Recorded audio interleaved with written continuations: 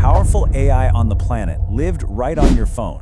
What if it was completely free and worked entirely offline? Well, that's not science fiction anymore. We're about to break down Google's Gemma 4, a new AI that might just be the beginning of the end for the AI subscription model. And trust me, you're going to want to stick around because I'm going to show you how a tiny version of this thing is outperforming models 10 times its size. It's kind of nuts. No, really, just think about that for a second. Imagine having a tool basically like ChatGPT, but there's no subscription fee, ever. There are no limits, you don't even need an internet connection, it just runs on your device, and your data, well, it stays your data. That's been the promise of local AI for years, and folks, that promise is finally coming true. All right, so first, let's talk about the AI walled garden, because that's how things usually work right now. Almost all of us are using AI through this, walled garden. Every single thing you type, every question you ask, every bit of code you generate, it gets shot over the internet to a giant server farm owned by somebody else. And this right here, this is the trade-off we've all been making without even thinking about it. With cloud AI, you pay, either with your wallet through a subscription or with your privacy by just handing over your data. But local AI, it's the total opposite. We're talking complete freedom and absolute privacy. So what was the catch? Well, until now, local AI just wasn't that smart. But that is all about to change. And that brings us to Google's open source answer. See, this is where Google comes in, ready to kick down the doors to that walled garden. Everybody, meet Gemma 4. So, what the heck is Gemma 4? Okay, the simplest way to put it is, it's like Google took the brain of its mega AI, Gemini, shrunk it way, way down, and then just gave it to all of us. It's specifically built to live on your computer. There are no strings attached, no monthly fees, no data harvesting, no "you've used too much today" warnings. It's just yours. And here it is. This is the real bombshell. Gemma 4 is released under something called the Apache 2.0 license. Now I know, that sounds super technical and boring, but this is a massive, massive deal. This means it's not kind of free or free for personal use. It means it is 100% free for everyone for any purpose. Yeah, including making money with it. For a giant company like Google to do this, it's a huge shift in the AI world. All right, so now for the big question. How did Google cram so much power into such a tiny package? Well, turns out Gemma 4 isn't just one model. It's an entire family. And every single one of them is like a heavyweight champion fighting in a bantamweight's body.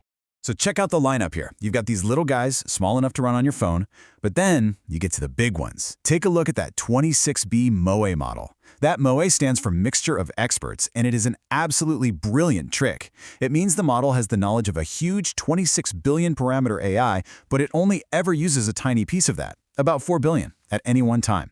It's like having a whole team of experts in a room, but you only talk to the one you need. You get the brains of a giant model with the speed of a small one. It's the perfect sweet spot. And get this, the performance is just ridiculous. On the main AI leaderboard, the biggest Gemma 4 model is ranked number 3 in the world. Among all open models, it is wiping the floor with models that are literally 10 times its size. This is not just another fun little AI toy. This thing's a titan. Okay, so this all begs the question, right? How is this even possible? How in the world did Google squeeze so much power into something that can run on a laptop? Well, here's the secret. It's not about a faster processor. The real bottleneck has always been memory. Think of it this way. An AI is constantly reading from this massive library to figure out what to say next. The faster it can read that library, the smarter it seems. And Google figured out 2 incredibly clever tricks to make that reading process wildly more efficient. Okay, so trick number 1 is this thing called Turbo Quant. It's a brand new way of shrinking that AI's library without losing the important stuff.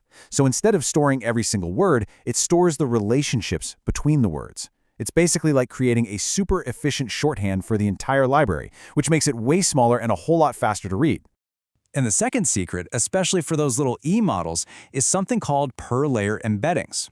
See, normally an AI has to drag all of its knowledge through hundreds of different layers of thinking. It's slow. But with this, it's like each layer gets its own little custom-made cheat sheet.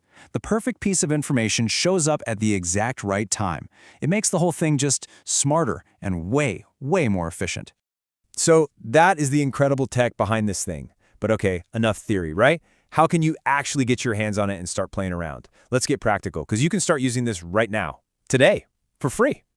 You've basically got three main options. The absolute fastest way is to just use Google AI Studio right in your browser. No install, nothing, just works. Now, if you want it on your own machine, download an app called LM Studio. It's free, super user-friendly, and has a great chat interface. It's the easiest way for sure. And for you pros and developers out there, there's Ollama, which lets you run everything right from the terminal. And once you have it running, what can it do? Well, the capabilities are seriously impressive. You can ask it to generate the code for an animated web page, and it just does it.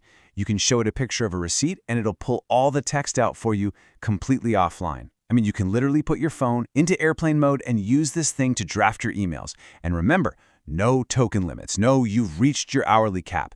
It's your AI. Use it as much as you want. And this brings us back to what might be the most important point of all. When you run Gemma 4 locally on your machine, your data never ever leaves your device. For anyone doing sensitive work, for developers building new apps, heck, for anyone who is just tired of paying subscriptions and wondering who might be reading their chats, this is a total game changer. An AI this powerful running this privately was pretty much impossible just a year ago. So, all of this leaves us with one final, pretty provocative thought. By making a top-tier AI genuinely free, totally private, and accessible for anyone to use and build on, has Google just fired the starting pistol on the end of the AI subscription model as we know it? It's a pretty powerful question and something to think about.